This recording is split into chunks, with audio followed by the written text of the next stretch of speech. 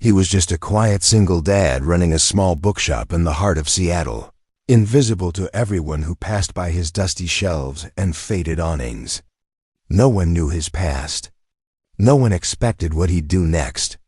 But when 5 men cornered a billionaire CEO in a dark alley just steps from his store, everything changed. What happened in those 3 minutes would expose hidden skills no bookstore owner should have. Uncover a web of corporate betrayal that reached the highest levels of power, and spark a connection between 2 people from completely different worlds. This isn't just a rescue story. It's about courage born from quiet strength, trust built in the shadow of danger, and the unexpected power of a man who walked away from his former life, but runs straight into the fire when someone needs protecting. Because sometimes the most dangerous person in the room is the one nobody sees coming. Before we jump back in, tell us where you're tuning in from, and if this story touches you. Make sure you're subscribed, because tomorrow, I've saved something extra special for you. The rain had been falling for 3 days straight, turning Seattle's streets into rivers of reflected neon and shadow. The kind of rain that made people walk faster, heads down, umbrellas tilted against the wind like shields. It was the kind of night when most businesses locked their doors early and smart people stayed inside. But Jordan Pierce wasn't most people. He stood behind the counter of Chapter and Verse, a narrow bookshop wedged between a Vietnamese restaurant and a closed-down law office on Pike Street. The shop smelled like old paper, coffee, and the faint ghost of pipe tobacco from the previous owner. Overhead, a single brass lamp cast warm light across stacks of worn paperbacks and leather-bound classics that no one seemed to buy anymore. Jordan was tall, lean, with dark hair that curled slightly at the edges and a face that looked like it had seen more than it should.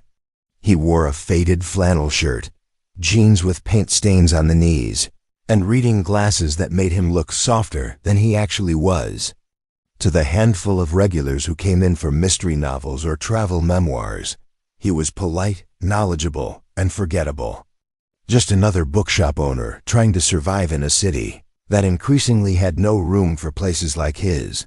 But if anyone had looked closer, they might have noticed the way his eyes tracked movement on the street outside, the way his shoulders never fully relaxed, the way he always kept his back to the wall and his exit routes clear. Old habits didn't die. They just went quiet. From the back room came the sound of humming, light and off-key.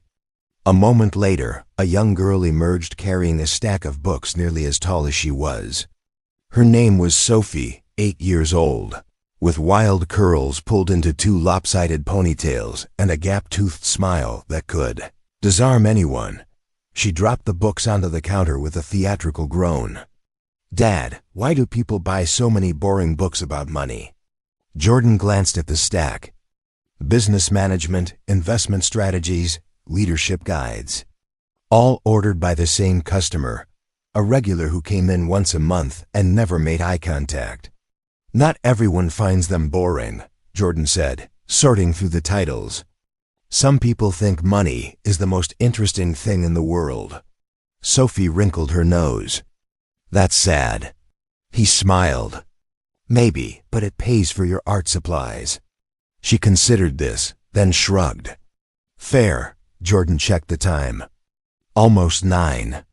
The customer was late, which wasn't unusual.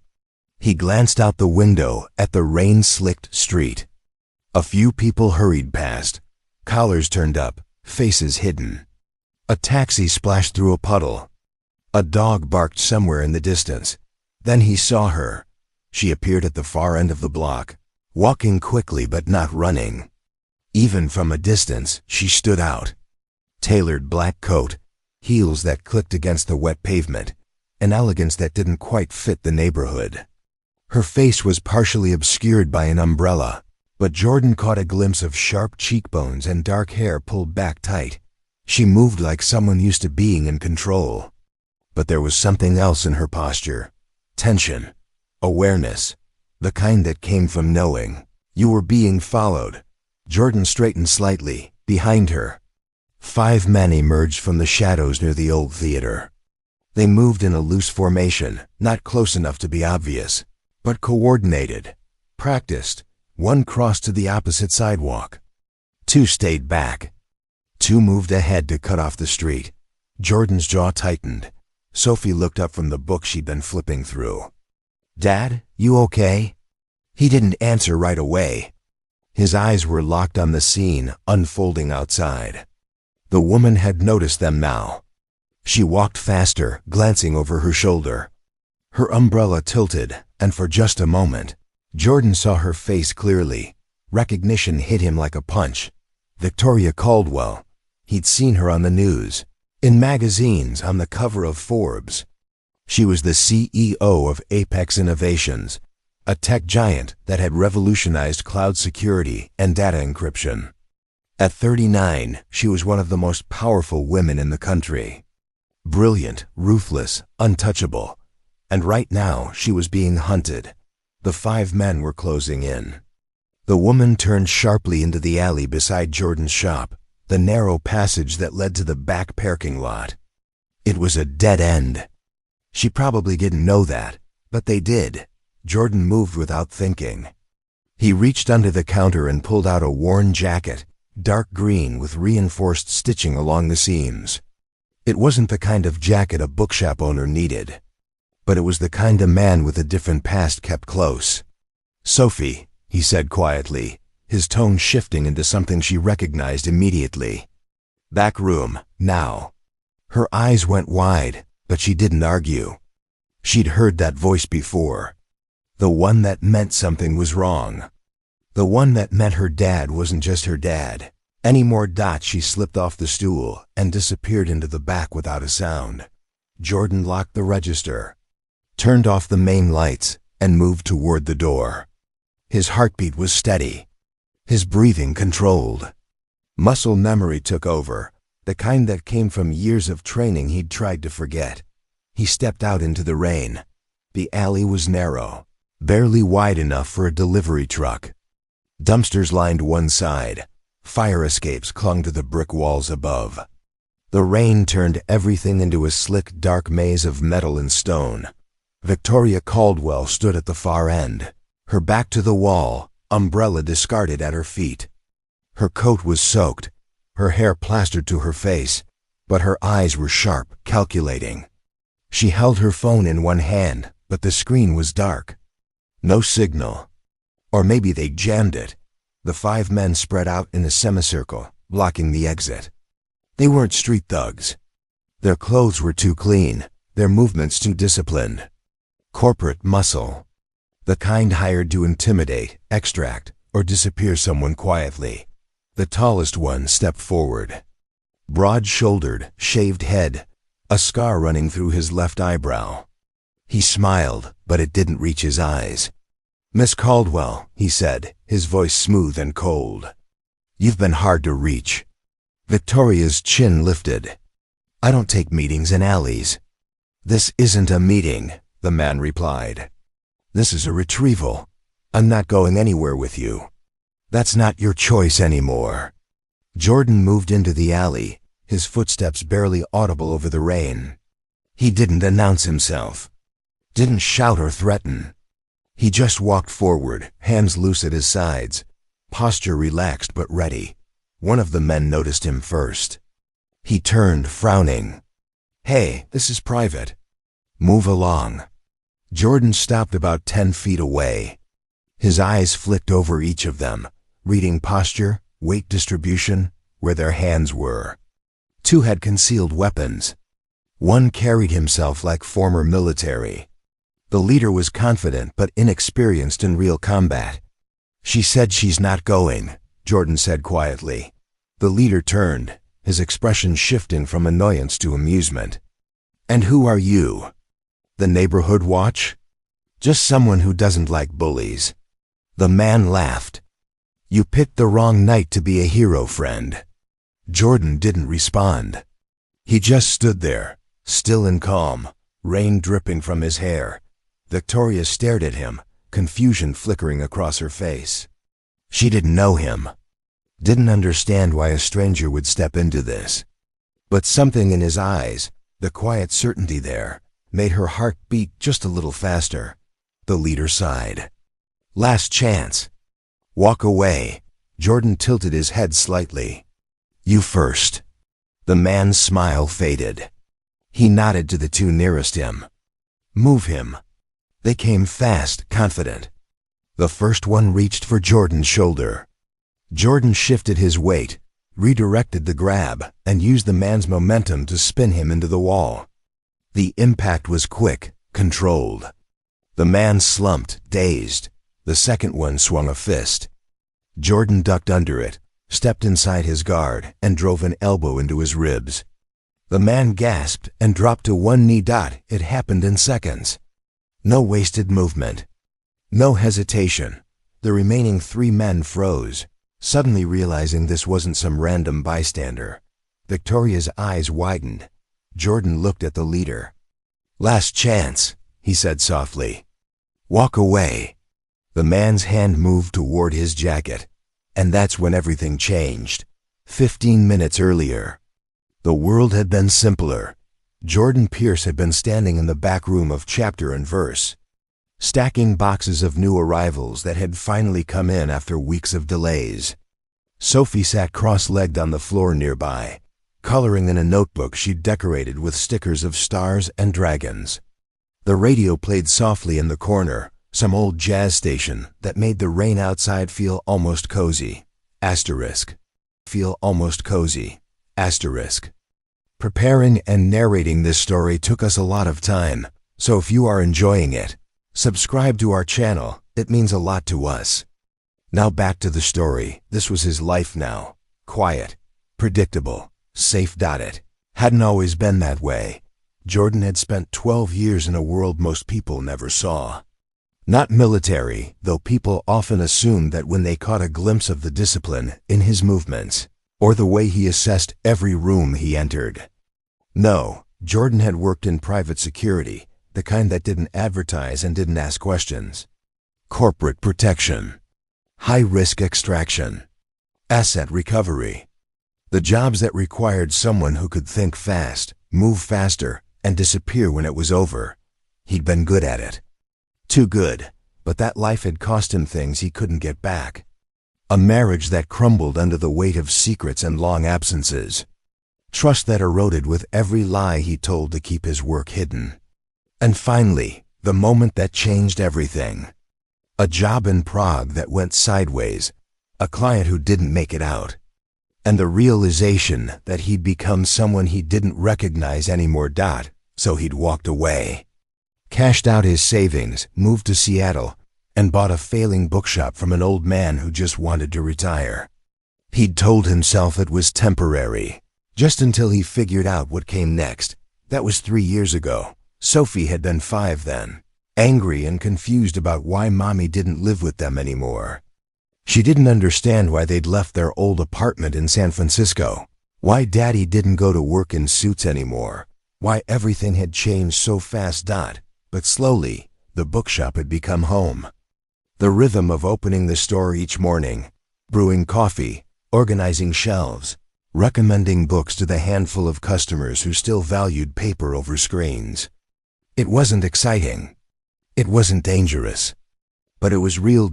And for the first time in years, Jordan could breathe. Sophie had blossomed here. She'd made friends at the public school down the street. She'd started drawing again, filling notebooks with fantastical creatures and sprawling landscapes.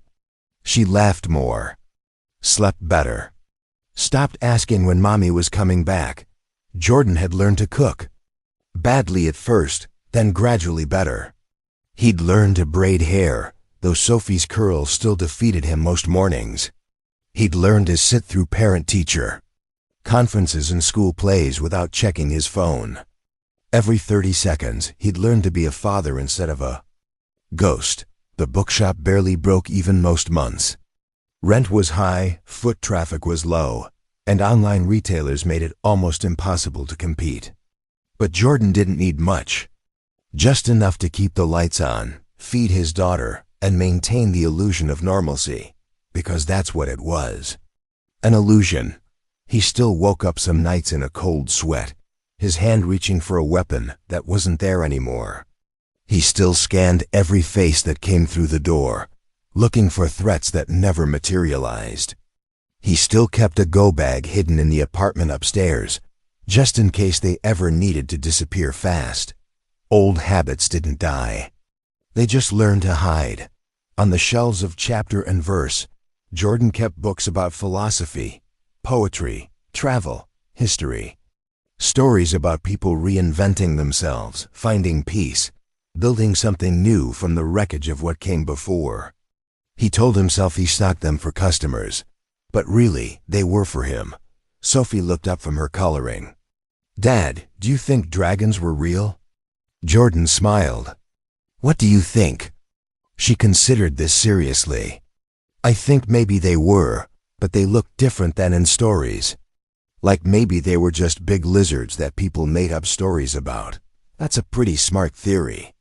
"Or," she added, eyes brightening, "maybe they're still real, but they learned to hide really well." Jordan's smile softened. "Like camouflage?" "Yeah, like they're still out there, but nobody notices because they look like normal things now." He knelt down beside her, looking at her drawing. A dragon curled around a mountain, wings spread wide, eyes gentle despite the fierce claws and scales. "I like that idea," he said quietly. "That something powerful can choose to be quiet instead." Sophie beamed at him, then went back to coloring. Jordan stood and returned to his boxes, but her words stayed with him. Something powerful choosing to be quiet. That's what he'd tried to become. But he wondered sometimes if it was really a choice or just a different kind of hiding. The bell above the shop door chimed. Jordan glanced at his watch.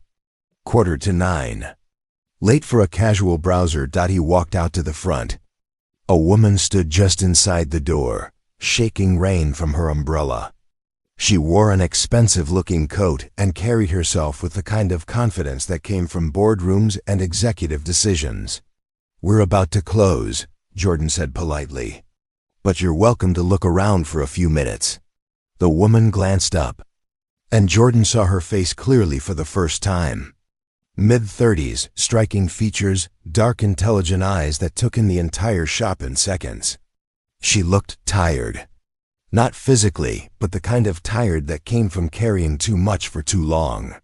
"I'm looking for business books," she said. "Strategy, leadership, that sort of thing." Jordan nodded. "Back corner, left side. Let me know if you need help finding anything specific." She moved past him without another word, heels clicking on the worn wooden floor. Jordan watched her for a moment, something nagging at the back of his mind. He'd seen her before. Not in person, but somewhere. Then it clicked. Victoria Caldwell. Apex Innovations. He'd read an article about her a few months ago, something about a hostile takeover attempt she'd fought off. The article had called her brilliant and ruthless in equal measure. What was someone like her doing in a neighborhood bookshop at 9 o'clock on a Tuesday night? Jordan returned to the counter, but kept her in his peripheral vision. She moved through the shelves with purpose, pulling books, checking titles, moving on. But there was something off about her movements. She kept glancing toward the window, checking her phone. Her shoulders were tense. Sophie emerged from the back room. "Is that lady buying the boring books?" "Maybe," Jordan said quietly. "Why don't you finish up your homework upstairs?" "I'll be up in a few minutes." Sophie looked at him, then at the woman, then back at her father. She'd learned to read his moods better than most adults. "Okay," she said. Then quieter, "Be careful." Jordan's chest tightened. 8 years old, and she already knew. Already understood that sometimes the world wasn't safe, that sometimes her dad had to be someone different. He kissed the top of her head. "Always an M." She disappeared up the narrow staircase that led to their apartment above the shop. Jordan turned back toward Victoria Caldwell just as she approached the counter with 3 books. Her hands were steady, but her eyes kept darting to the street outside. Find everything okay? Jordan asked. Yes, thank you. Her voice was controlled, professional, but he heard the edge underneath. He rang up the books. That'll be $42.50. She handed him her card without looking at the total. As Jordan processed the payment, he casually glanced out the window. That's when he saw them. 5 men, spread across the street, moving with coordinated purpose. They weren't looking at the bookshop yet, but they were searching, hunting. Jordan's hand paused over the register. Victoria noticed. Is something wrong? He looked at her directly. Those men outside. Are they looking for you? Her face went carefully blank. I don't know what you mean. Yes, you do. Jordan's voice was quiet but certain. And you came in here hoping they'd pass by. For a long moment, she didn't respond. Then her shoulders dropped, just slightly, the mask cracking. I thought I'd lost them 6 blocks ago, she said softly. Jordan nodded. He looked at the men again. They'd split up now, checking doorways, peering into windows. There's a back exit, he said. Through the storage room. It leads to the parking lot behind the building. Victoria's eyes met his. Why are you helping me? Jordan didn't have a good answer for that. Maybe it was instinct. Maybe it was the memory of all the times he'd wished someone had helped him when things went wrong. Maybe it was just that Sophie's question echoed in his head. Do dragons hide, or do they choose when to be seen? Because you need it, he said simply. She studied him for a moment. This stranger in a bookshop who somehow understood danger when he saw it. Then she nodded double quotes, thank you. Jordan led her toward the back. But before they reached the storage room, the front door opened. One of the men stepped inside. Rain dripped from his jacket. His eyes locked onto Victoria immediately. Miss Caldwell, he said pleasantly.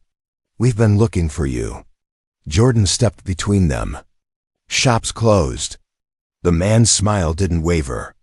This doesn't concern you. She's a customer, Jordan said. That makes it my concern. The man's expression hardened. Step aside. Jordan didn't move. Outside, the other 4 men appeared at the window. They were out of time. Victoria's hand found Jordan's arm. You don't have to do this. Jordan looked back at her. In that moment, he made a choice. Not between safety and danger, but between who he'd been trying to become and who he'd always been underneath. Yeah, he said quietly. I do. The moment stretched like a wire pulled too tight, ready to snap. Jordan stood between Victoria Caldwell and the man blocking the front door. Rain hammered against the windows. The overhead light hummed. Somewhere in the distance, a car alarm wailed and went silent. The man's hand moved slowly toward the inside of his jacket. Not a threat yet, but a promise of one. Last chance, he said. Walk away. Chance, he said. Walk away. Jordan's mind calculated distances, angles, exit routes. 5 men total. 1 inside, 4 outside. The front door was compromised. The back exit led to the parking lot, but they'd have someone covering it by now. The staircase to the apartment was 15 feet away, but Sophie was up there. He couldn't lead danger to his daughter. That left only one option. Control the situation before it escalated. Sophie, Jordan called out, his voice calm and measured. Lock the apartment door. Don't open it for anyone but me. From upstairs came the immediate sound of footsteps, then the solid click of a deadbolt sliding into place. His daughter knew the drill. They'd practiced it, though he'd always told her it was just a game.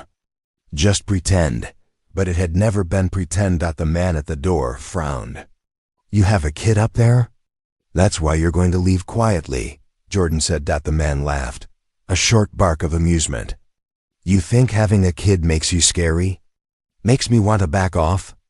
No, Jordan replied. It makes me more dangerous than you can imagine. Something in his tone made the man pause.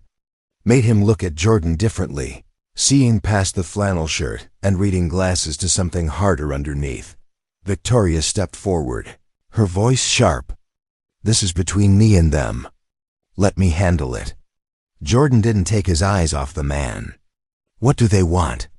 "Information," Victoria said. "Access codes. Encryption keys. Things I'm not giving them. Who sent them?" She hesitated. "Someone I used to trust."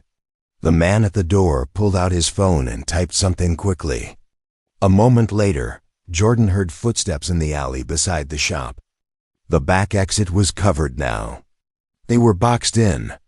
"Miss Caldwell," the man said, pocketing his phone. "You're making this harder than it needs to be. We just want to talk." "In an alley," Victoria said coldly. "With 5 men. That's not talking. That's intimidation. Call it what you want. You're coming with us." Jordan shifted his weight slightly, a subtle movement that put him at a better angle. "She already told you no." The man's patience finally cracked. "And who the hell are you? Some bookstore owner playing hero? You think you can stop 5 of us?" "I think," Jordan said quietly, "you should consider what kind of bookstore owner knows how to read tactical formations and predicts ambush patterns." The man's eyes narrowed. "What? You split your team wrong," Jordan continued, his voice almost conversational. 2 in front, 2 in back, 1 inside. Classic box formation. But you left your strongest guy at the front door, where he can't support either flank. Your back team is probably watching the parking lot, which means they can't see the alley entrance from 7th Street. And you're all wearing earpieces with a 2-second delay, which means you're using cheap commercial gear, not military grade. The man's hand moved fully to his weapon now. "How do you know that?"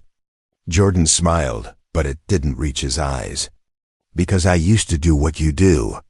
And I was better at it." For the first time, uncertainty flickered across the man's face. Victoria looked at Jordan with new understanding. This wasn't just some kind stranger.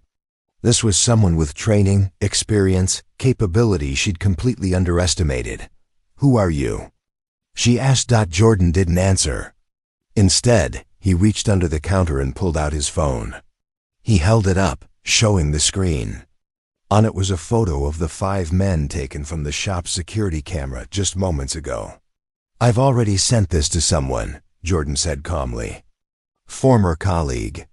If I don't check in within 10 minutes, this photo goes to Seattle PD, the FBI, and every news outlet in the city. You'll be identified, tracked, and arrested before morning." It was a bluff. Jordan didn't have any former colleagues he stayed in touch with. The photo existed, but it wasn't going anywhere except his own cloud storage. But the man didn't know that. His jaw clenched. "You're playing a dangerous game." "No," Jordan said. "You are." The man's earpiece crackled. He listened, his expression darkening, then spoke quietly into his collar mic. "Copy, stand by." He looked back at Jordan and Victoria. "My employer wants to speak with Miss Caldwell directly. No intermediaries. No violence. Just a conversation." Victoria laughed bitterly. "Your employer already made their position clear when they sent 5 men to corner me in an alley."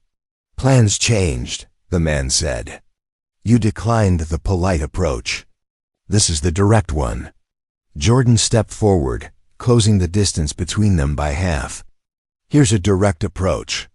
You leave, now, all 5 of you. And Miss Caldwell stays here until she feels safe enough to walk out on her own terms." The man's hand tightened on his concealed weapon. Jordan saw it, read the intent, and shifted his stance imperceptibly. If the man drew, Jordan would move left, use the counter as cover, grab the heavy bookend shaped like a lion, and close the distance before he could aim properly. He'd done it before. Different city, different circumstances, but the muscle memory was still there. The man must have seen something in Jordan's eyes, some flicker of readiness that made him reconsider. His hand moved away from his jacket. "This isn't over," he said. "It is for tonight," Jordan replied. The man stared at him for another long moment, then turned and walked out. The door chimed as it closed behind him. Through the window, Jordan watched the 5 men regroup on the street, talking quickly, gesturing toward the shop. Then, one by one, they disappeared into the rain, but Jordan knew they weren't gone. Just repositioned. He turned to Victoria. She stood with her arms crossed, her expensive coat dripping water onto his worn wooden floor, her carefully maintained composure finally cracking. "Thank you," she said quietly. Jordan moved to the window and pulled down the shade. "Don't thank me yet. They'll be back." "How do you know?" "Because they were professionals. And professionals don't give up after one refusal. They regroup, adjust strategy, and try again." Victoria sank into the reading chair near the counter, suddenly looking exhausted. "I should call the police." "And tell them what?" 5 men followed you, but didn't technically do anything illegal. They'll take a report and do nothing." She knew he was right. Her hand went to her phone, then dropped. "So what do we do?" Jordan studied her. Victoria Caldwell, billionaire CEO, one of the most powerful people in the tech industry, sitting in his bookshop looking lost. It didn't match the image from magazine covers and conference stages. "Tell me why they're after you," Jordan said. Victoria looked up. For a moment, he thought she'd refuse, retreat behind the corporate armor she wore so well. But something in her gaze shifted. Maybe it was exhaustion. Maybe it was the realization that she'd run out of options. Or maybe it was the fact that this stranger had stood between her and danger, without asking for anything in return. 3 weeks ago, she began slowly. My company was approached by a venture capital firm, Titan Holdings. They wanted to acquire Apex Innovations. I declined. Politely at first, then more firmly when they kept pushing. "And they didn't like being told no," Jordan said. "It's more complicated than that. Titan Holdings is connected to Marcus Devereaux, my former business partner. We founded Apex together 7 years ago. He wanted to monetize our security protocols by selling them to the highest bidder, regardless of who that bidder was. I refused. We had a legal battle. I won controlling interest. He was forced out." Jordan leaned against the counter. "And now he wants back in." "He wants revenge," Victoria corrected. "The acquisition isn't about business. It's personal. If Titan gets control of Apex, they'll gut everything I've built. Sell off the technology to foreign governments, defense contractors, anyone willing to pay. Technology that was designed to protect people will be weaponized. So those men tonight? They want my access codes, my biometric credentials. With those, they could trigger a hostile takeover from the inside, override board decisions, lock me out of my own company." Jordan processed this. Why not go public? Expose what they're doing? Victoria's smile was bitter. Because Marcus is careful. Everything he does is technically legal. Gray market, but legal. If I accuse him without proof, I look paranoid. If I fight too hard, I look unstable. The board is already questioning my judgment. Some of them think I should take the acquisition deal and walk away rich, but you won't. No, because this isn't about money. It's about keeping dangerous technology out of dangerous hands. Jordan looked at her with new respect. She could have sold out, taken the payout, retired to some private island. Instead, she was standing in a bookshop, soaked and exhausted, refusing to give up. "You're not what I expected," he said. Victoria raised an eyebrow. "What did you expect?" "Someone colder. More calculating." "I am calculating," she said with a slight smile. "I just calculate differently than most people think." From upstairs came a soft knock. 3 quick taps, then 2. Sophie's signal asking if it was safe. Jordan walked to the base of the stairs. "All clear, sweetheart. You can come down." Sophie appeared at the top, her face serious. "Are the bad men gone?" "For now." She descended slowly, clutching her notebook. When she reached the bottom, she looked at Victoria with open curiosity. "Are you okay?" Sophie asked. Victoria blinked, surprised by the directness. "I'm getting there." Sophie studied her with the unnervingly perceptive gaze only young people seem to possess. Then she walked over and held out her notebook. "I drew you something," she said. Victoria took it carefully. On the page was a drawing of a woman in a cape standing on top of a building, arms spread wide, stars surrounding her. Arms spread wide, stars surrounding her.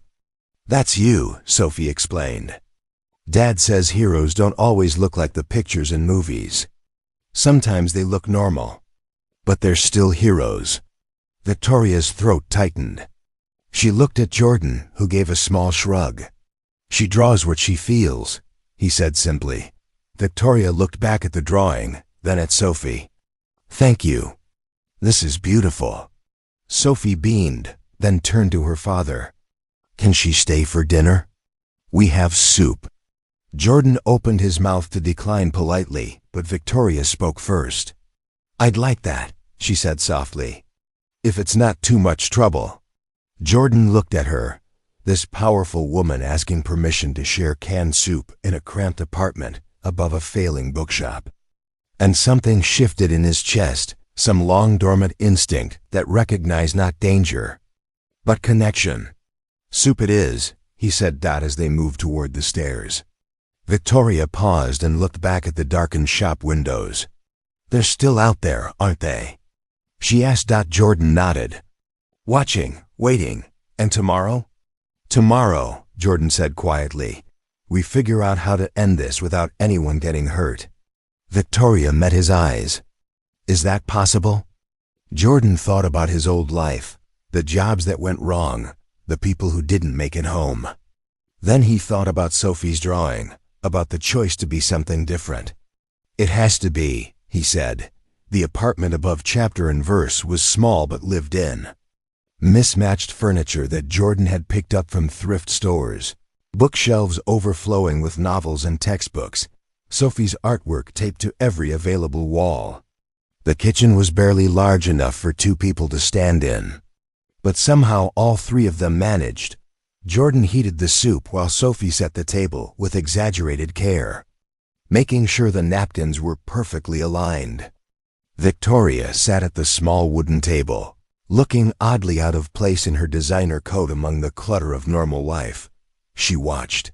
Jordan moved through the kitchen with quiet efficiency. The way he checked the locks on the windows without seeming to. The way he positioned himself so he could see both the apartment door and the street below. Small tells that revealed training most people would never notice. "How long were you in security?" Victoria asked. Jordan glanced at her while stirring the soup. 12 years, corporate protection? Among other things, and you gave it up for this?" She gestured at the modest apartment. Jordan looked at Sophie, who was now drawing at the table. "I gave it up for her." Victoria understood. Some things mattered more than money or prestige or the rush of danger. She'd built an empire. But what did she have to show for it besides late nights, constant threats, and the kind of loneliness that came from always being the smartest person in the room? They ate soup and crackers, while rain continued to drum against the windows. Sophie talked about her school project on ocean animals, enthusiastically explaining the difference between dolphins and porpoises. Victoria listened with genuine interest, asking questions that made Sophie light up even more. Jordan watched them interact, something warm settling in his chest. When was the last time Sophie had talked to another adult like this? When was the last time he'd let anyone into their small, carefully protected world? After dinner, Sophie yawned dramatically. Jordan checked his watch. "Almost 10. Bedtime, kiddo." "But we have a guest," Sophie protested. "Who will still be here in the morning?" Jordan said gently. Sophie looked at Victoria. "You're staying?" Victoria glanced at Jordan, uncertain. He nodded slightly. "If that's okay," Victoria said. Those men outside make it complicated for me to leave safely. Sophie seemed satisfied with this answer. She hugged her father, then surprised Victoria by hugging her too. "Good night, Cape Lady," Sophie whispered. After Sophie disappeared into her bedroom, the apartment felt quieter. Jordan cleared the dishes while Victoria stood at the window, looking down at the street below. "Do you see them?" Jordan asked. "Black sedan, half a block down. Someone's sitting in the driver's seat." "Good eye." "There's another one watching the back alley from the coffee shop across the street." Victoria turned. "You already knew they were there.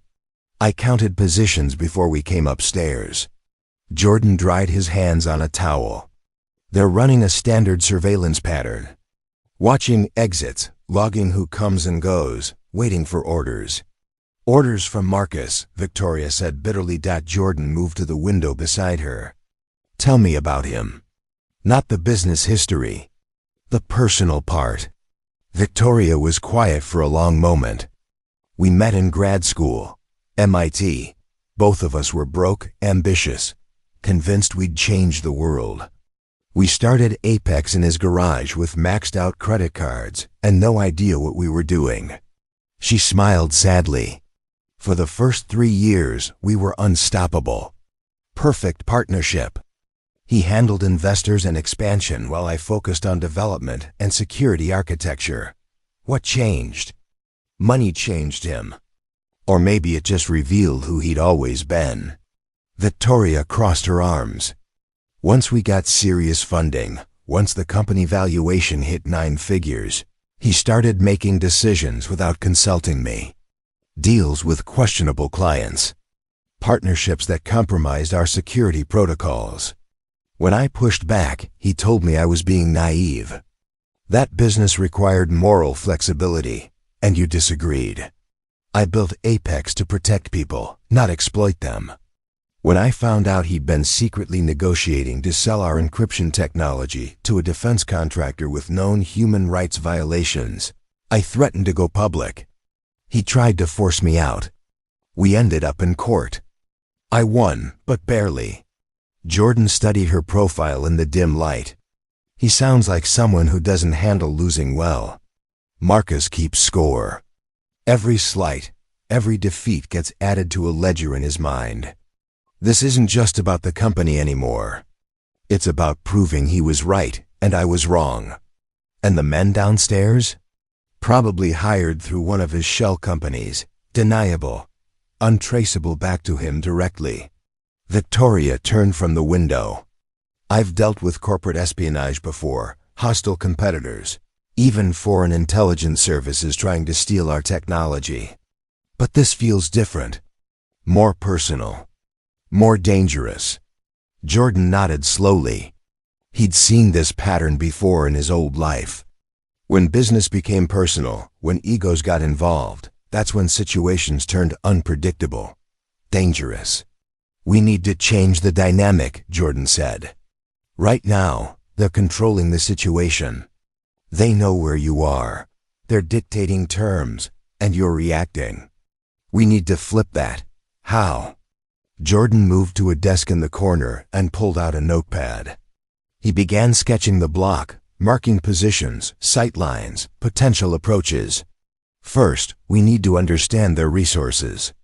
How many people are they willing to commit? What's their timeline? Are they authorized to use force or just intimidation?" Victoria watched him work, seeing the tactical mind underneath the bookshop owner facade.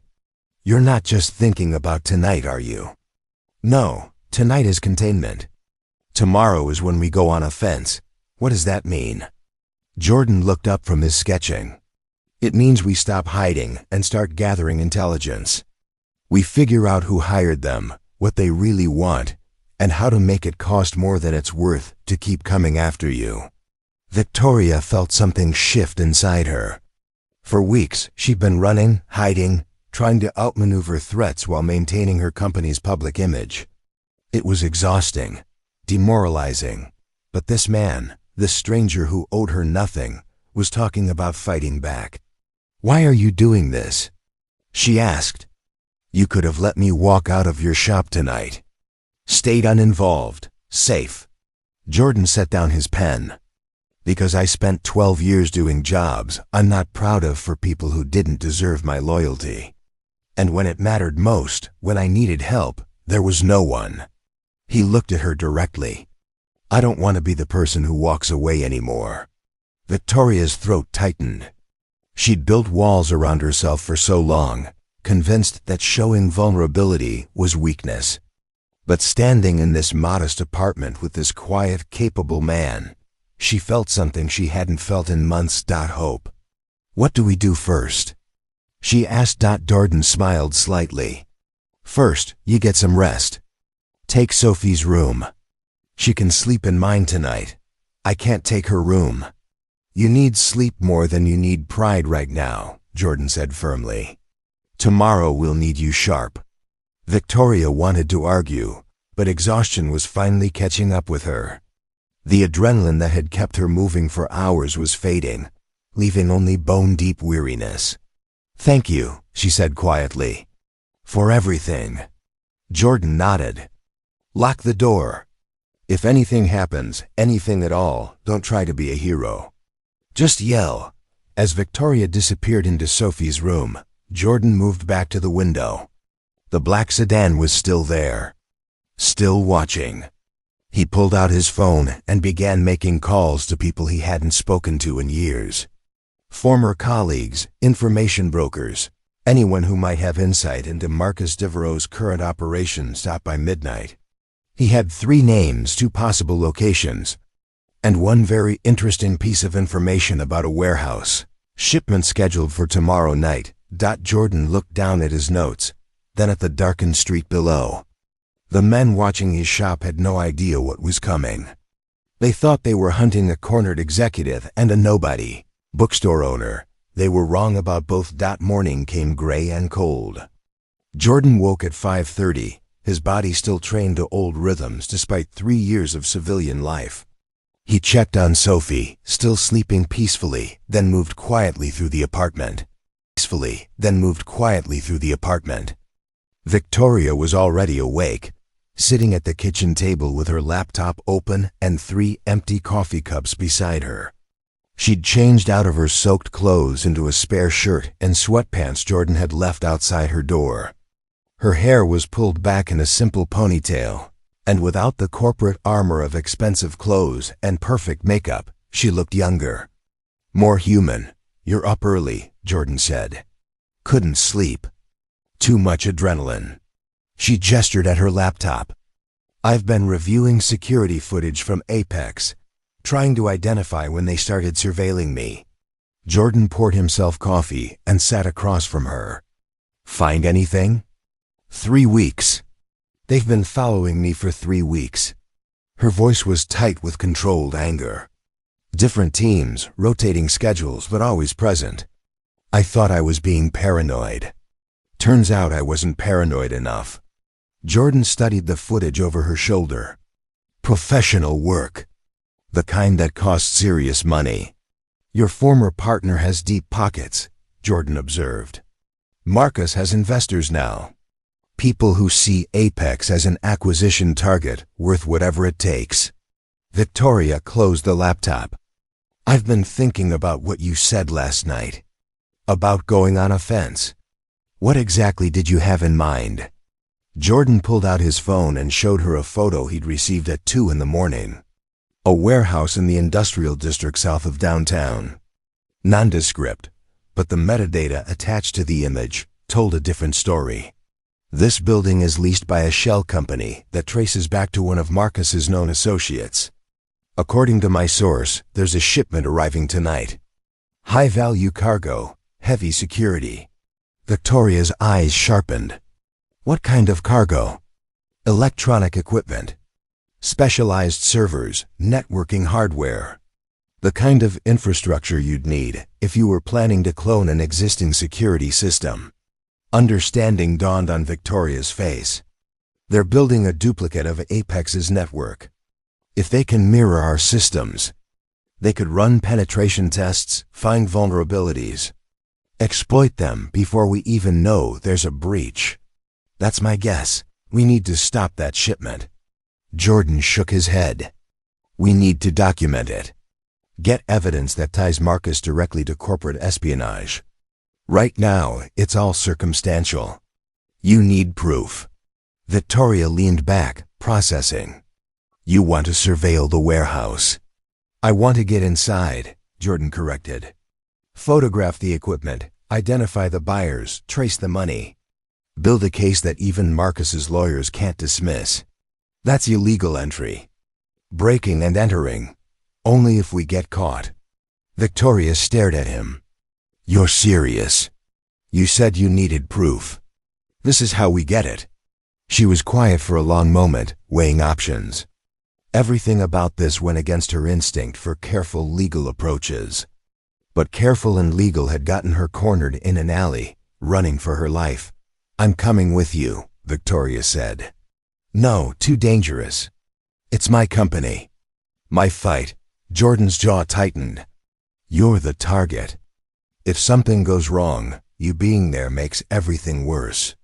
And if something goes wrong, you being there alone means no one knows what happened to you. Victoria's voice was steel wrapped in silk. I didn't build a billion-dollar company by letting other people take all the risks. We do this together, or not at all. They stared at each other across the small kitchen table. Jordan recognized that look. The same stubborn determination he'd seen in operators who refused to be left behind on missions. The kind of person who'd rather die fighting than live wondering what if. He exhaled slowly. Fine, but you follow my lead. No arguments, no hesitation. If I say run, you run. Agreed? Agreed. Sophie emerged from Jordan's bedroom, rubbing her eyes. She looked at the two of them sitting close together over coffee and maps, and smiled sleepily. Are you planning an adventure? She asked. Jordan exchanged a glance with Victoria. Something like that, sweetheart. Can I come? Not this time. But I need you to do something very important for me. Sophie straightened, suddenly serious. What? Mrs. Chun downstairs has been asking about having you over for dumplings. I'm going to call her and arrange for you to spend the evening there. Can you be on your best behavior? Sophie nodded solemnly. Mrs. Chun was the elderly woman who ran the Vietnamese restaurant below the bookshop. She adored Sophie and had been offering to babysit for months. Is this because of the bad men? Sophie asked quietly. Jordan knelt in front of his daughter. Yes, but everything is going to be okay.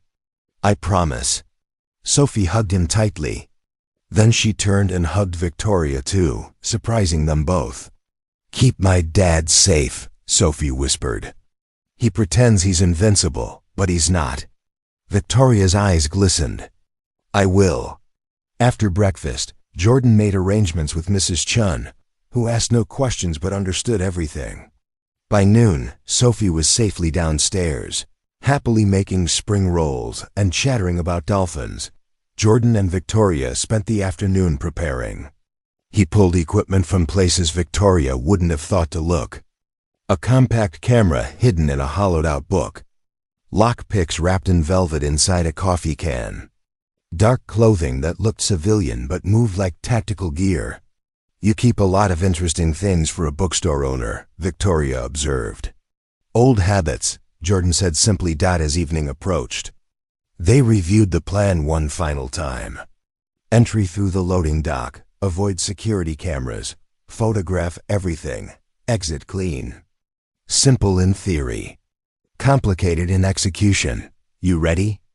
Jordan asked. Victoria nodded, though her hands trembled slightly as she pulled on the dark jacket he'd given her. Jordan noticed. Fear is normal. Fear keeps you sharp. Trust it. I'm trusting you, Victoria said. Something passed between them in that moment. Not quite partnership, not yet something more, but a connection forged in shared danger and mutual respect. They left through the back exit, moving quietly through rain-slicked alleys. The surveillance team was still watching the front of the bookshop, unaware their targets had already slipped away. Jordan moved through the city with the confidence of someone who'd done this 1,000 times. Victoria followed close, matching his pace, staying in his shadow. She'd spent years navigating boardrooms and hostile negotiations, but this was different. Physical danger had its own language, and Jordan spoke it fluently. The warehouse district was deserted after dark. Shipping containers stacked like metal monuments.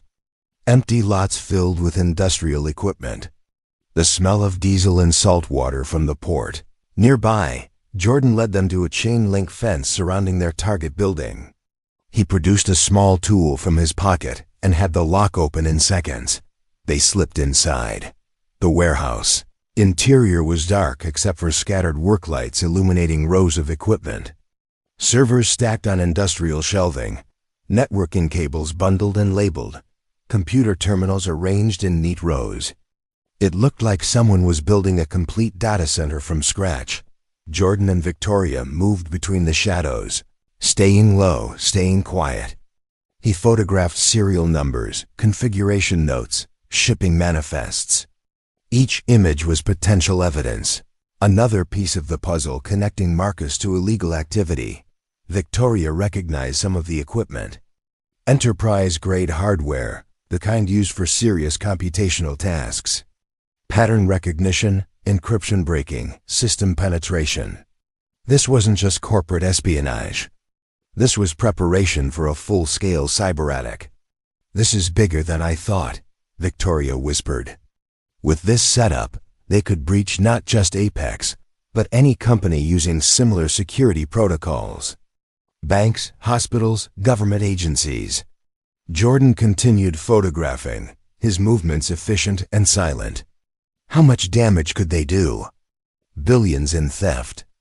Infrastructure collapse. Identity theft affecting millions. Victoria's voice was tight. "Marcus isn't just trying to take over my company. He's building the capability to hold entire industries hostage." A door opened somewhere in the warehouse. Jordan immediately pulled Victoria behind a stack of shipping crates, his hand over her mouth to keep her silent.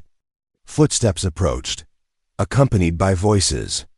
"The second shipment arrives Thursday," a man said. "Once we have the quantum processors installed, we can begin penetration testing." "And the biometric override?" Another voice, older, with an accent Victoria couldn't place. "We're still working on that. Caldwell Security is tighter than expected. But our field team is applying pressure. She make a mistake eventually." Jordan's hand tensed against Victoria's shoulder. She could feel his heartbeat, steady and controlled, while her own hammered against her ribs. The footsteps passed within feet of their hiding spot. Victoria held her breath, counting seconds. Finally, the voices faded as the men moved to the far end of the warehouse. Jordan carefully released her and gestured toward the exit. Time to leave. They retraced their steps, moving with agonizing slowness to avoid any sound. Jordan reached the side door first and checked the exterior. Clear. They slipped out into the night air. And Victoria finally allowed herself to breathe normally. But as they moved toward the fence, lights suddenly blazed to life around the perimeter. Spotlights flooded the yard. An alarm began to wail. "Run," Jordan said. They sprinted toward the fence, but figures emerged from between the shipping containers. 4 men, moving to cut off their escape. These weren't the surveillance team from earlier. These were security, armed and trained. These were security, armed and trained. Victoria was already awake, sitting at the kitchen table with her laptop open and 3 empty coffee cups beside her. She'd changed out of her soaked clothes into a spare shirt and sweatpants Jordan had left outside her door. Her hair was pulled back in a simple ponytail, and without the corporate armor of expensive clothes and perfect makeup, she looked younger. More human. "You're up early," Jordan said. "Couldn't sleep. Too much adrenaline." She gestured at her laptop. "I've been reviewing security footage from Apex, trying to identify when they started surveilling me." Jordan poured himself coffee and sat across from her. "Find anything?" 3 weeks. They've been following me for 3 weeks. Her voice was tight with controlled anger. Different teams, rotating schedules, but always present. I thought I was being paranoid. Turns out I wasn't paranoid enough. Jordan studied the footage over her shoulder. Professional work. The kind that costs serious money. Your former partner has deep pockets, Jordan observed. Marcus has investors now. People who see Apex as an acquisition target worth whatever it takes. Victoria closed the laptop. I've been thinking about what you said last night. About going on offense. What exactly did you have in mind? Jordan pulled out his phone and showed her a photo he'd received at 2 in the morning. A warehouse in the industrial district south of downtown. Nondescript, but the metadata attached to the image told a different story. This building is leased by a shell company that traces back to one of Marcus's known associates. According to my source, there's a shipment arriving tonight. High-value cargo, heavy security. Victoria's eyes sharpened. What kind of cargo? Electronic equipment. Specialized servers, networking hardware. The kind of infrastructure you'd need if you were planning to clone an existing security system. Understanding dawned on Victoria's face. They're building a duplicate of Apex's network. If they can mirror our systems, they could run penetration tests, find vulnerabilities, exploit them before we even know there's a breach. That's my guess. We need to stop that shipment. Jordan shook his head. We need to document it. Get evidence that ties Marcus directly to corporate espionage. Right now, it's all circumstantial. You need proof. Victoria leaned back, processing. You want to surveil the warehouse. I want to get inside, Jordan corrected. Photograph the equipment, identify the buyers, trace the money. Build a case that even Marcus's lawyers can't dismiss. That's illegal entry. Breaking and entering. Only if we get caught. Victoria stared at him. You're serious. You said you needed proof. This is how we get it. She was quiet for a long moment, weighing options. Everything about this went against her instinct for careful legal approaches. But careful and legal had gotten her cornered in an alley, running for her life. I'm coming with you, Victoria said. No, too dangerous. It's my company. My fight. Jordan's jaw tightened. You're the target. If something goes wrong, you being there makes everything worse. And if something goes wrong, you being there alone means no one knows what happened to you. Victoria's voice was steel wrapped in silk. I didn't build a billion-dollar company by letting other people take all the risks. We do this together or not at all. They stared at each other across the small kitchen table. Jordan recognized that look. The same stubborn determination he'd seen in operators who refused to be left behind on missions. The kind of person who'd rather die fighting than live wondering what if. He exhaled slowly. Fine, but you follow my lead. No arguments, no hesitation. If I say run, you run. Agreed? Agreed. Sophie emerged from Jordan's bedroom, rubbing her eyes. She looked at the two of them sitting close together over coffee and maps, and smiled sleepily. Are you planning an adventure? She asked. Jordan exchanged a glance with Victoria. Something like that, sweetheart. Can I come? Not this time. But I need you to do something very important for me. Sophie straightened, suddenly serious. What? Mrs. Chun downstairs has been asking about having you over for dumplings. I'm going to call her and arrange for you to spend the evening there. Can you be on your best behavior? Sophie nodded solemnly. Mrs. Chun was the elderly woman who ran the Vietnamese restaurant below the bookshop. She adored Sophie and had been offering to babysit for months. Is this because of the bad men? Sophie asked quietly. Jordan knelt in front of his daughter. Yes, but everything is going to be okay. I promise. Sophie hugged him tightly. Then she turned and hugged Victoria too, surprising them both. Keep my dad safe, Sophie whispered. He pretends he's invincible, but he's not. Victoria's eyes glistened. I will. After breakfast, Jordan made arrangements with Mrs. Chun, who asked no questions but understood everything. By noon, Sophie was safely downstairs, happily making spring rolls and chattering about dolphins. Jordan and Victoria spent the afternoon preparing. He pulled equipment from places Victoria wouldn't have thought to look. A compact camera hidden in a hollowed-out book. Lockpicks wrapped in velvet inside a coffee can. Dark clothing that looked civilian but moved like tactical gear. "You keep a lot of interesting things for a bookstore owner," Victoria observed. "Old habits," Jordan said simply. As evening approached, they reviewed the plan one final time. Entry through the loading dock, avoid security cameras, photograph everything, exit clean. Simple in theory, complicated in execution. "You ready?" Jordan asked. Victoria nodded, though her hands trembled slightly as she pulled on the dark jacket he'd given her. Jordan noticed. "Fear is normal. Fear keeps you sharp. Trust it." "I'm trusting you," Victoria said. Something passed between them in that moment. Not quite partnership, not yet something more, but a connection forged in shared danger and mutual respect. They left through the back exit, moving quietly through rain-slicked alleys. The surveillance team was still watching the front of the bookshop, unaware their targets had already slipped away. Jordan moved through the city with the confidence of someone who'd done this 1,000 times. Victoria followed close, matching his pace, staying in his shadow. She'd spent years navigating boardrooms and hostile negotiations, but this was different. Physical danger had its own language, and Jordan spoke it fluently. The warehouse district was deserted after dark. Shipping containers stacked like metal monuments. Empty lots filled with industrial equipment. The smell of diesel and salt water from the port.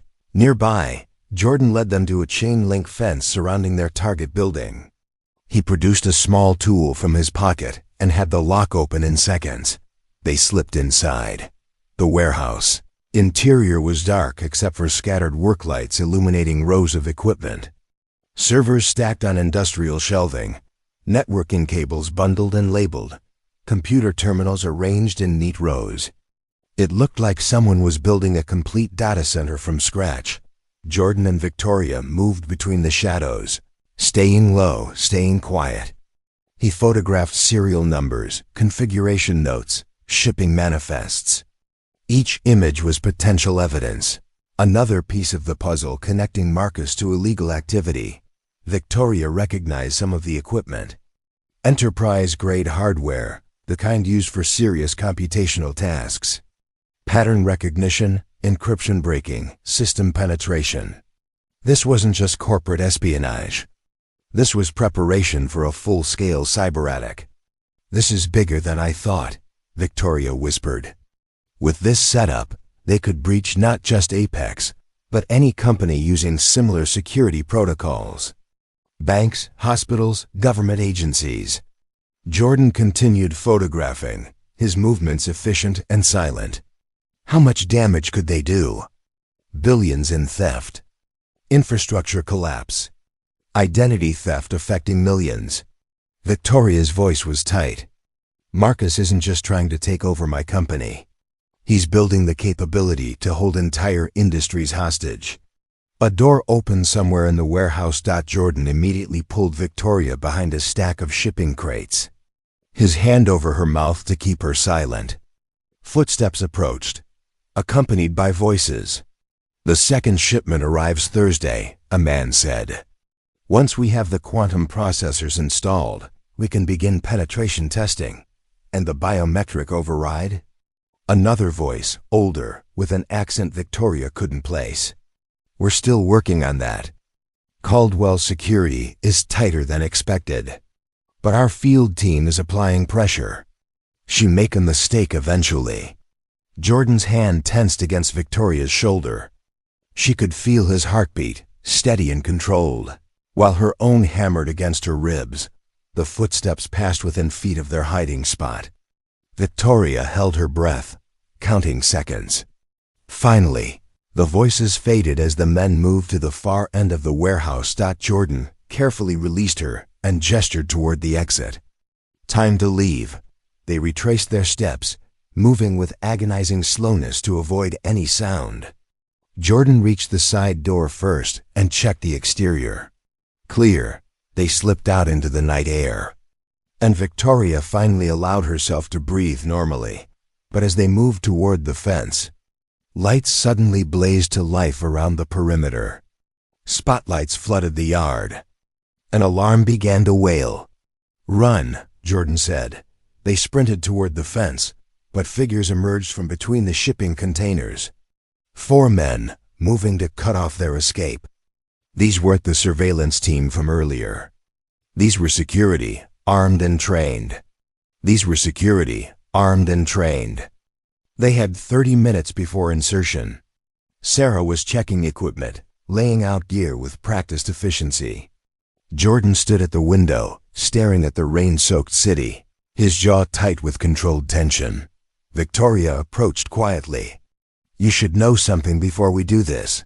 Jordan turned. "Marcus knows about your past," Victoria said. "I saw a file on his desk during a meeting 6 months ago. Before any of this started. Your name, your service record, even photos of Sophie. I didn't think anything of it at the time. Thought it was just corporate due diligence on neighborhood businesses." Jordan's expression didn't change, but his hands clenched. "He's been planning this for months. He targets people's weaknesses, studies them, waits for the perfect moment to exploit them." Victoria's voice dropped. "I should have warned you. Should have said something when I first came into your shop. But I didn't connect the dots until tonight. Why are you telling me this now? Because you deserve to know what you're walking into. Marcus doesn't just want Sophie as leverage. He wants to break you. To prove that even someone with your skills can be controlled, manipulated, destroyed." Jordan was quiet for a long moment. Then he spoke, his voice low. "When I left private security, I made a promise to myself. No more violence. No more putting myself in situations where I had to choose between someone's life and mission objectives. I wanted to be different for Sophie. Better." "You are better," Victoria said. "Am I? Because right now, I'm planning to walk into a building and hurt people. Maybe kill them. All the things I swore I'd left behind." Victoria moved closer. "You're doing it for your daughter. That's not the same as doing it for money or ego or because someone ordered you to, isn't it? Violence is violence." "No," Victoria said firmly. "Intent matters. Motive matters. You're not the same man who walked away 3 years ago because you're not doing this for yourself." Jordan looked at her, really looked, and saw not judgment, but understanding. This woman who'd built an empire, who could have walked away rich and safe, had chosen to stand and fight because some things mattered more than self-preservation. "Why are you here?" he asked. "You could give them the key, disappear, start over somewhere else. Why risk everything?" Victoria's smile was sad. "Because I spent 7 years building something I believed in. Something that could protect people, make the world safer. And I've spent the last 6 months watching Marcus try to twist that into a weapon.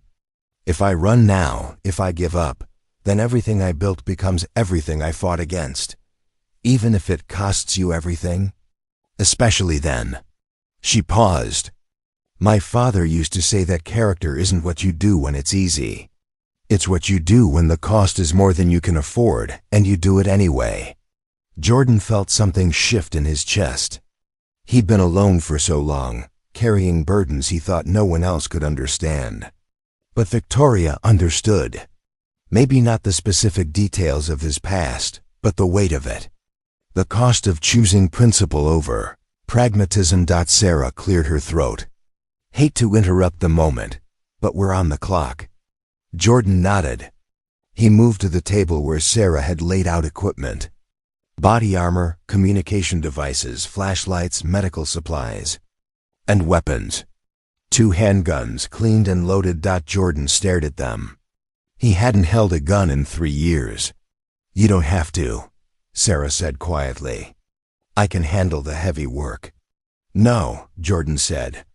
He picked up one of the weapons, checked the magazine, chambered around. The movements were automatic, muscle memory from another life. If Sophie's in danger, I'm not going in half-ready. Victoria watched him transform. The gentle bookstore owner disappearing, replaced by someone harder. Someone capable of terrible things in service of protection. Are you scared? She asked. Jordan looked at her. Terrified. But not of them. I'm scared I'll fail her. That I won't be fast enough or smart enough, and she'll pay the price for my limitations. Then we make sure that doesn't happen, Victoria said. She picked up the second weapon, her hands awkward around it. Teach me. Jordan blinked. You've never handled a gun? I've spent my career building digital security. This is outside my expertise. Sarah moved forward. We don't have time for proper training. Then teach me enough to not be a liability, Victoria insisted. I'm not staying behind while you two risk everything. Show me how to point and shoot. That's all I need. Jordan exchanged a glance with Sarah, who shrugged. Her funeral. For the next 10 minutes, Jordan gave Victoria a crash course in basic firearm safety and operation. How to hold it, how to aim, how to manage recoil. She was a quick study, her analytical mind breaking down the mechanics into understandable components.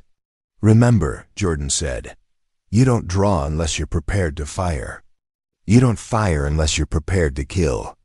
There's no middle ground. Victoria nodded, her face pale but determined. Sarah checked her watch. Time to move. They gathered their equipment and headed for the door. As they descended the stairs, Jordan paused at Mrs. Chun's restaurant. The old woman appeared in the doorway, her face creased with worry. Bring her home safe, Mrs. Chun said. I will, Jordan promised. In the alley, Sarah had parked a nondescript van. They climbed in, and she pulled into traffic, keeping to side streets and avoiding main arteries where surveillance might catch them. Victoria sat in the back, checking her phone compulsively. No new messages. No updates. Just the silence of a ticking clock counting down to violence. Jordan sat beside her, his face composed but his leg bouncing slightly. A nervous tell Victoria hadn't seen before. She reached over and placed her hand on his knee. He looked at her, surprised. We're going to get her back, Victoria said. Jordan nodded. But both of them knew that promise was one they might not be able to keep. The Maritime building loomed against the night sky, a relic of Seattle's industrial past now abandoned and forgotten. Broken windows stared like empty eyes. Graffiti covered the lower walls. The smell of salt water and rust hung heavy in the air. Sarah parked 3 blocks away. They approached on foot, using shadows and abandoned vehicles for cover. Jordan moved with practiced silence, every sense alert. Sarah flanked right, her movements equally professional. Victoria stayed between them, doing her best to match their quiet efficiency. They reached the building's perimeter. Jordan signaled for them to hold position while he scouted the exterior. 2 guards at the main entrance, visible and obvious. Meant to be seen. Which meant the real security was elsewhere. He circled the building, staying low, cataloging positions. 3 more guards at the loading dock. 1 patrolling the roof. At least 7 hostiles, probably more inside. Jordan returned to Sarah and Victoria. Using hand signals, he communicated what he'd seen. Sarah nodded, understanding immediately. Victoria watched, feeling useless, but trying to absorb everything. We go in through the basement access on the north side, Jordan whispered. Sarah, you draw attention at the loading dock. Make them think you're the main assault. Victoria and I slip in through the basement, locate Sophie, and extract. And if it goes wrong? Sarah asked. Then we improvise. Sarah smiled grimly. My favorite plan. They moved into position.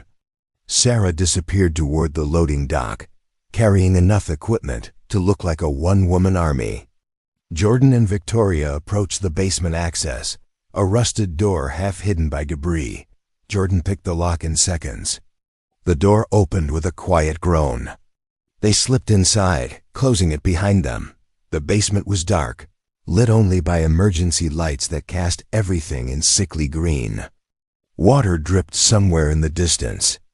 The floor was concrete, cold and damp. Jordan led the way, weapon up, checking corners.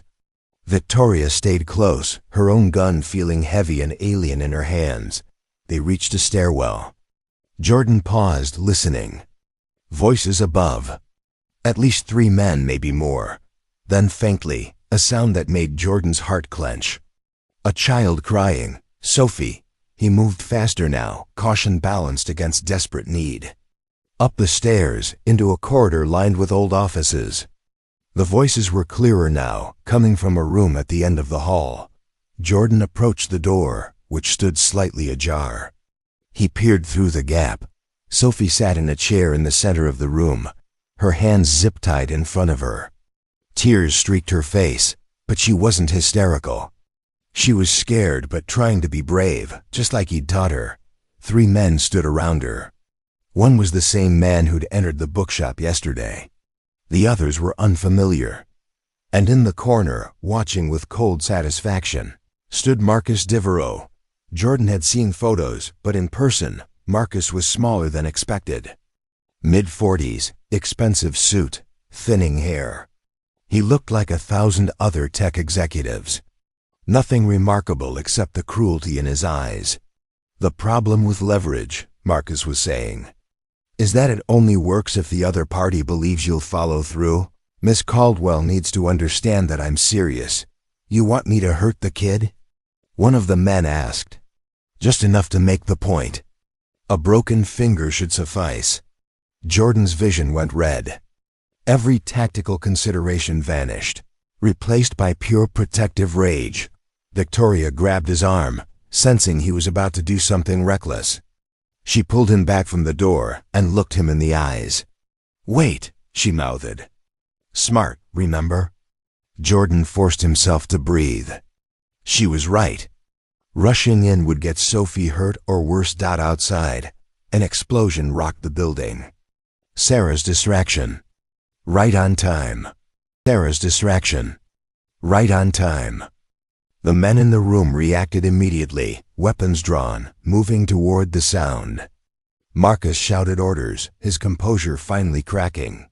Watch the girl, he barked at one guard, then hurried out with the others. Now there was only 1 man between Jordan and his daughter. Jordan moved. He burst through the door, covered the distance in 3 strides, and was on the guard before he could react. A quick strike to the throat, followed by a knee to the solar plexus. The guard dropped, unconscious. Daddy! Sophie cried. Jordan cut her zip ties with a knife from his belt and pulled her into his arms. She clung to him, sobbing. I've got you, he whispered. You're safe now. Victoria stood guard at the door, weapon raised, watching the corridor. We need to move.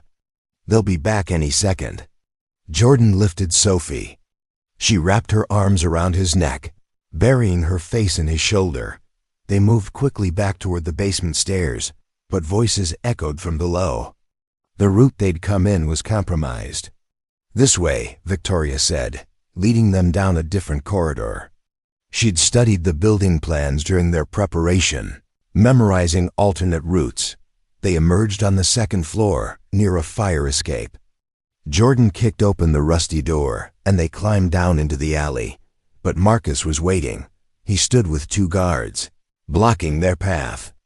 In his hand was a small device, and Victoria recognized it immediately. A signal jammer. The same kind his men had used in the alley the first night. Predictable, Marcus said. I knew you'd use the fire escape. Old buildings only have so many exits.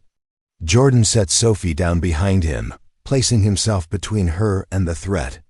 Victoria moved to his side, her weapon raised despite her shaking hands. It's over, Marcus, Victoria said. I have evidence of everything. The warehouse, the equipment, the illegal surveillance. You're finished. Marcus smiled. Evidence that you obtained through breaking and entering. That will be thrown out in any court. Meanwhile, I have witnesses who'll testify that you hired thugs to attack my legitimate business operations. Who's the jury going to believe? The unstable CEO who's been acting paranoid for months? Or the respected businessman trying to save a company from its founder's mental breakdown? You tried to kidnap my daughter, Jordan said, his voice deadly quiet. Did I? Or did she simply wander off and you assumed the worst? There's no proof I was involved. These men? Marcus gestured at his guards. Private security protecting my property from intruders. Everything I've done has been carefully legal. Victoria felt despair rising. He was right. Marcus had covered every angle, built in deniability, made sure any evidence could be explained away. But then Sophie spoke, her voice small but clear. I recorded him. Everyone turned to look at her. She pulled a small device from her pocket. A voice recorder, the kind Jordan had given her for school projects. When the bad man was talking about hurting me, I pressed record, Sophie said. Like you taught me, Daddy, document everything. Marcus's face went pale. Sophie pressed play. Marcus's voice came through tinny but clear. Discussing leverage, talking about breaking a child's finger. Giving orders that no lawyer could explain away. Jordan looked at his daughter with a mix of pride and heartbreak. 8 years old, terrified, and she'd still fought to gather evidence. You're under arrest, a new voice said. Police emerged from the shadows. Led by a detective Jordan recognized from his old security days. Sarah must have called them in, timed their arrival perfectly. Marcus's guards dropped their weapons immediately. But Marcus himself just stared at Sophie with something like disbelief. A child, he said quietly. Undone by a child. No, Victoria said, stepping forward. Undone by underestimating people you thought were beneath you. That's always been your weakness, Marcus. You're so convinced of your own superiority that you can't see the value in others. As police led Marcus away, Victoria knelt in front of Sophie. You're very brave. And very smart. Sophie smiled through her tears. My dad says the best weapon is information. Your dad is a wise man. Jordan gathered his daughter back into his arms. She was safe. They were all safe. And somehow, impossibly, they'd won. 3 months later, autumn had painted Seattle in shades of gold and crimson.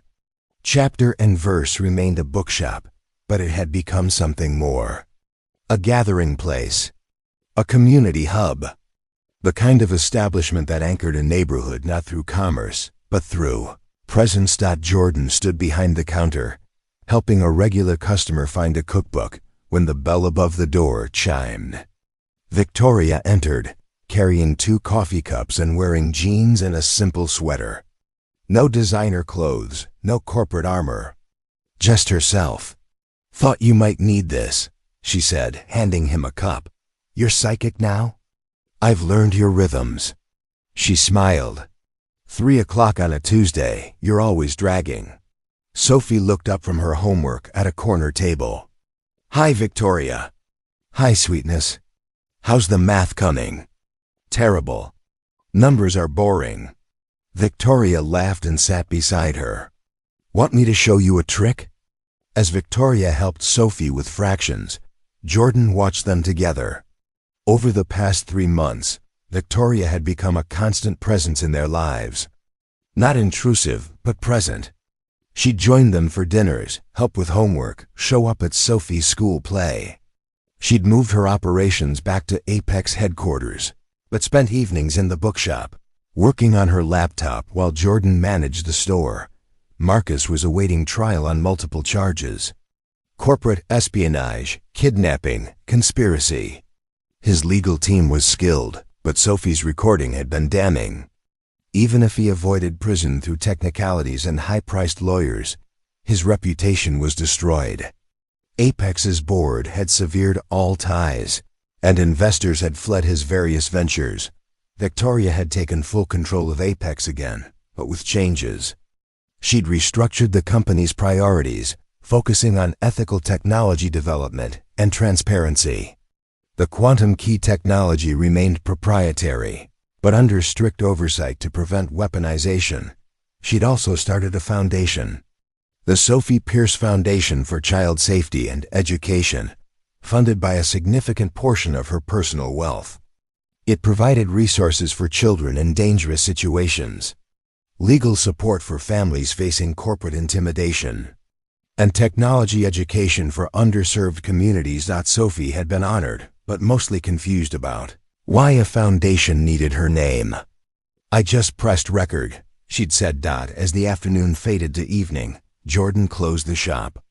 The three of them walked to a nearby park, Sophie running ahead to chase pigeons while Jordan and Victoria followed at a leisurely pace. "I've been thinking," Victoria said. "Dangerous habit." She smiled. "I'm serious. About us. About what this is." Jordan's hand found hers. "And what is this?" "I don't know exactly. We haven't defined it. Haven't labeled it. We're just existing in this space between what we were and what we might become. Does it need a label?" Victoria was quiet for a moment. "No, but I want you to know that I'm here. Not because you saved me, not out of obligation, but because when I'm with you and Sophie, I feel like I can breathe. Like I'm allowed to be something other than Victoria Caldwell, CEO. I can just be Victoria." Jordan stopped walking and turned to face her. "You've always been just Victoria to us." She looked up at him, eyes bright. "I know. That's why I'm staying." He kissed her then, soft and unhurried, while Sophie pretended not to notice from 20 feet away. That evening, they made dinner together in Jordan's small apartment. Spaghetti and vegetables, nothing fancy, but made with care and eaten with laughter. Sophie told elaborate stories about her school day, exaggerating everything for comedic effect. Victoria countered with equally absurd stories from board meetings. Jordan just listened, content to be surrounded by people he loved. After dinner, Sophie presented a new drawing. 3 figures standing together, holding hands. Above them, she'd written in careful letters, "My family." Victoria's eyes filled with tears. "Can I keep this?" "It's for your office," Sophie said seriously. "So when you're working, you remember we're waiting." "I'll treasure it," Victoria promised. Later, after Sophie had gone to bed, Jordan and Victoria sat on the small balcony overlooking the street. Rain had started again, but they were sheltered under the overhang. "Do you ever regret it?" Victoria asked. "Coming back to this life? The danger, the violence?" Jordan considered the question. "I regret that Sophie was put in danger. I regret that my past created vulnerabilities that Marcus exploited. But the rest? No, because it brought you into our lives. And it reminded me that walking away from violence doesn't mean refusing to fight for what matters." "You've changed me," Victoria said. "Made me realize that power isn't just about control or wealth. It's about choosing when to be strong and when to be vulnerable. When to fight and when to forgive. Have you forgiven Marcus?" "No, but I've stopped letting him define my choices." "That's different." They sat in comfortable silence, watching the rain, listening to the city's nighttime symphony. Somewhere in the apartment, Sophie slept peacefully, surrounded by books and drawings and the security of being loved. Jordan had spent years trying to escape his past, to become someone different, someone better. But he'd learned that transformation wasn't about denial. It was about integration, taking the skills, the experiences, the damage, and using them to build something new. He wasn't just a veteran or a bookstore owner or a father. He was all of those things, and in the spaces between them, he'd found room for something unexpected. Love, partnership, hope. Victoria leaned against him, her head on his shoulder. "Thank you, for what?" "For seeing me. For protecting me. For letting me be part of this." Jordan kissed the top of her head. Thank you for giving me a reason to stop hiding. The rain continued to fall, washing the city clean, preparing it for whatever came next. And in a small apartment above a bookshop, three people who'd found each other in the darkness began building something that looked remarkably like a future. Sophie had been right in her drawing. They were a family now. Not traditional, not expected, but real. Built not on biology or obligation, but on choice. On showing up. On staying when it would have been easier to leave.